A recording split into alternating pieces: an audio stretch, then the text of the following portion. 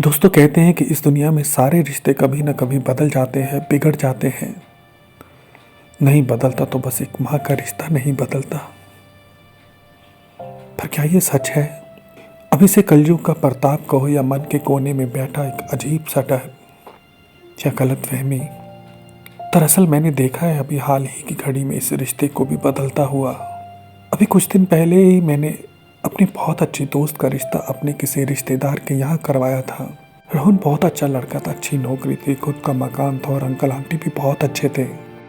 मैंने रोहन और uncle aunty को बताया था कि फलक बहुत अच्छी लड़की है, बैंक में नौकरी करती है, पर उसके माँ बाप इस लायक नहीं कि वो दहेज में कुछ ज़्यादा दे पाएं।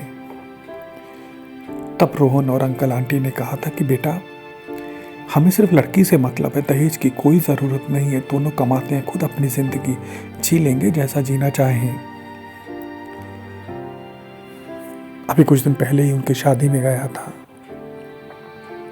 बड़ी धूमधाम से शादी की थी, सारे बहुत खुश थे, सब कुछ बहुत अच्छा था, कोई कमी नहीं थी किसी भी चीज़ की। फलक के माताजी और पिताजी मुझे कभी कभार फ़ोन पे पूछ लेते थे कि बेटा फलक वहाँ खुश है ना, और सारे परिवार वाले हमारी बिटिया से खुश तो है ना। शुरू में तो सब बहुत अच्छा था। फलक अपने अच्छे स्वभाव के कारण सबसे बहुत जल्दी घुल मिल गई थी। वो अपनी नौकरी के साथ साथ अपने घर के प्रति बनते फर्ज को बहुत अच्छे से निभा रही थी। पर पता नहीं क्यों आंटी का स्वभाव मुझे दिन ब दिन बदलता हुआ दिखाई दे रहा था। रोहन को कोई भी ज़रूरत होती तो वो फलक को आवाज़ देता, अंकल को चाय पीनी होती तो वो भी फलक को आवाज़ देते, रोहन के छोटे भाई को भी कुछ काम या ज़रूरत होती तो वो भी फलक को ही बुलाता। ऐसा लगने लग गया था कि फलक पे ही सारे डिपेंड हो गए हैं। पर पता नहीं आंटी को ये बात क्यों अच्छी नहीं लग रही थी। वो रोहन से अक्सर कहने लग गई थी कि जब से शादी हुई तू तो अपनी माँ को भूल ही गया, और अंकल से भी कहने लग गई थी कि आपका तो सारी ज़िंदगी मैं ही करती आई, आपको भी अब बहू ही अच्छी लगने लगी है, शायद अब इस घर को मेरी कोई ज़रूरत नहीं है। बस यही सोचती जिसकी वजह से आंटी मन ही मन एक अजीब सी घुटन सी महसूस करने लग गई थी।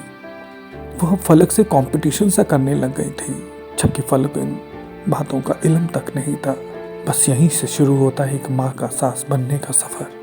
दरअसल उनको लगने लग गया था कि फलक के आ जाने से उनकी वैल्यू और ज़रूरत कम हो गई है उनके अपने ही खुद के घर में, जबकि हकीकत ये थी कि फलक के मन में ऐसी कोई बात नहीं थी, पर जाने कि वो अपने मन में ये वहम और घुटन पाल बैठी थी, और इसी वजह से अब वो फलक को बात बात पर टोकने लग गई थी, उसकी हर सही को भी गलत कहने लग गई थी। फलक समझ नहीं पा रही थी कि ऐसा क्यों कर रही हैं माता जी।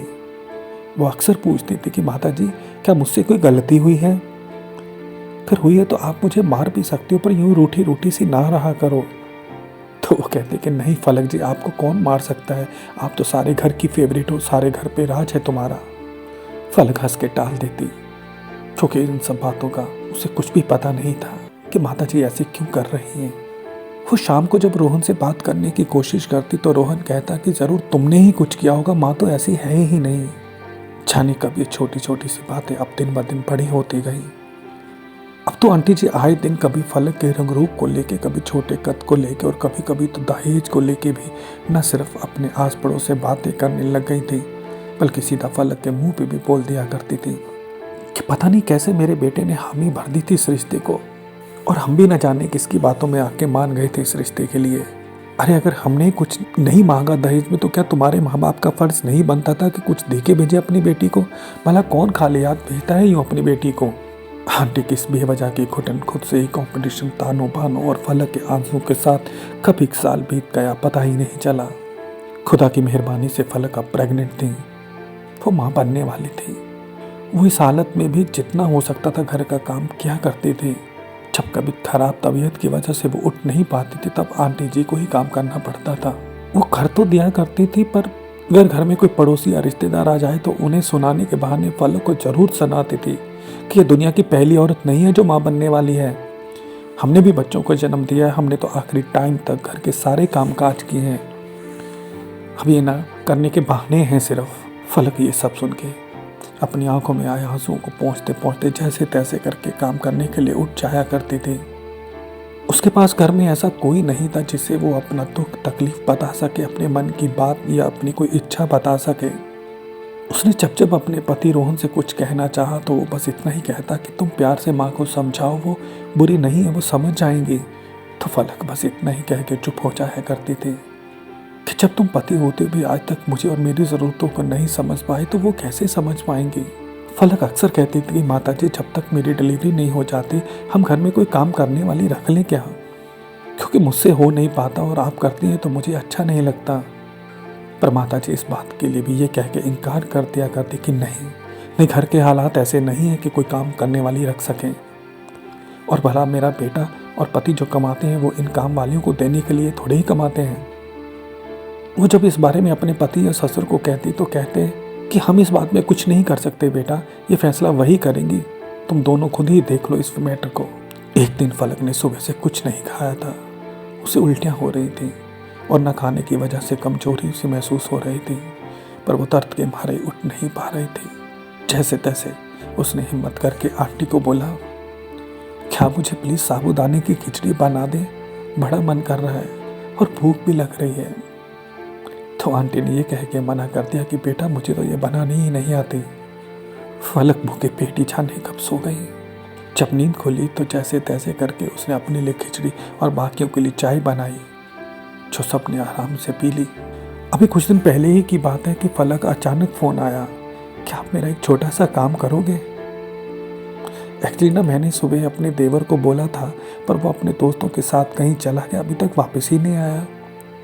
तो मैंने कहा कोई बात नहीं, तुम बताओ। तो उसने कहा कि मुझे ना कुछ खाने को ला के दे सकते हो क्या। मैंने बिना कोई सवाल किए उसको हाँ बोल दी और उसे वो सब ला के दिया जो उसने कहा था। जब देने गया तो अपनी आंखों से आंसू पोंछते पोंछते वो हल्की सी मुस्कान लिए बोली, आपका ये उपकार मैं जीवन भर नहीं भूलूंगी। मेरे साथ साथ आपको मेरे पेट में पल रहा बच्चा भी दुआएं देगा। उसकी ये खुशी देख कर और दुआ सुन के मैं सच कहूँ तो बहुत खुश हुआ और उदास परेशान भी, क्योंकि मुझे लग रहा था कि फलक के साथ आज जो भी हो रहा है उसमें मेरा भी बहुत बड़ा हाथ था। मैं भी बहुत बड़ा कारण हूँ। सच कहूँ तो खुद को उसका दोषी मानने लग गया था मैं खुद को। फिर एक हफ्ते बाद फ़ोन आया कि आपको एक तकलीफ़ और देनी है। मैंने कहा तकलीफ़ की क्या बात है, बताओ कुछ चाहिए क्या। तो वो बोली, हंसी तो नहीं उड़ाओगे ना मेरी, मुझे ना थोड़ी सी मिट्टी ला के दे दो, मुझे ना वो खाने का बड़ा मन कर रहा है।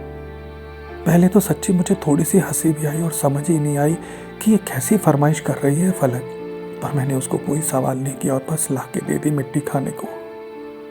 दोस्तों कहने को तो ये बहुत छोटी छोटी सी बातें हैं, पर मैं हैरान था कि क्यों रोहन के घर वाले ये छोटी छोटी सी ज़रूरतें और इच्छाएं भी पूरी नहीं कर पा रहे थे फलक की। कहते हैं इस समय तो पड़ोसी भी किसी औरत को मना नहीं करता किसी हेल्प के लिए,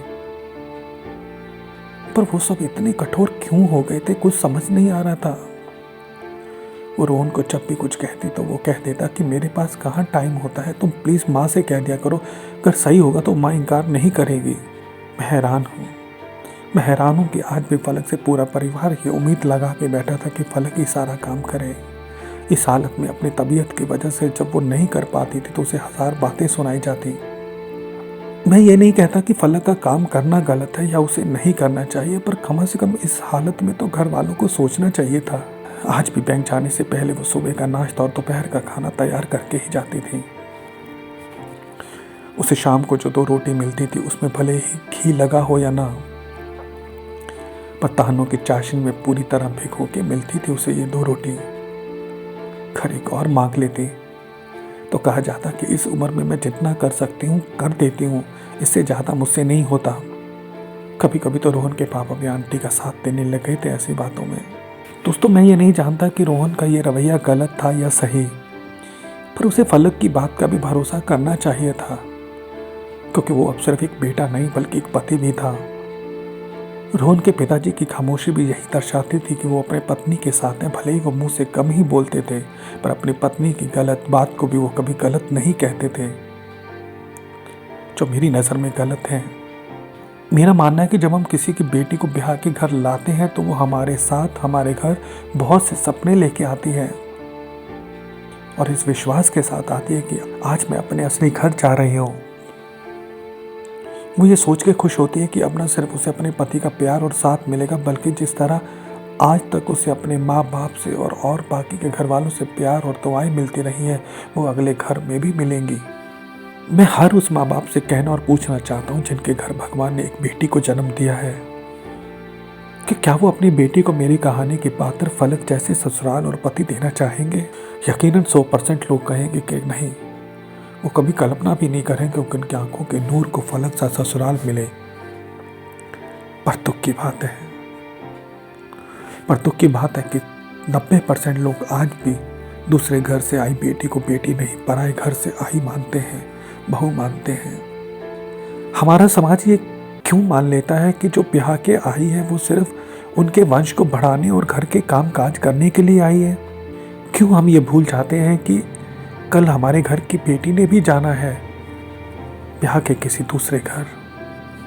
मुझे आज तक समझ नहीं आई कि एक माँ अपने बच्चों की माँ तो बनी रहती है, पर घर आई किसी की बेटी की माँ क्यों नहीं बन पाती? क्यों नहीं बन पाती माँ? सोचिएगा जरूर। जय हिंद।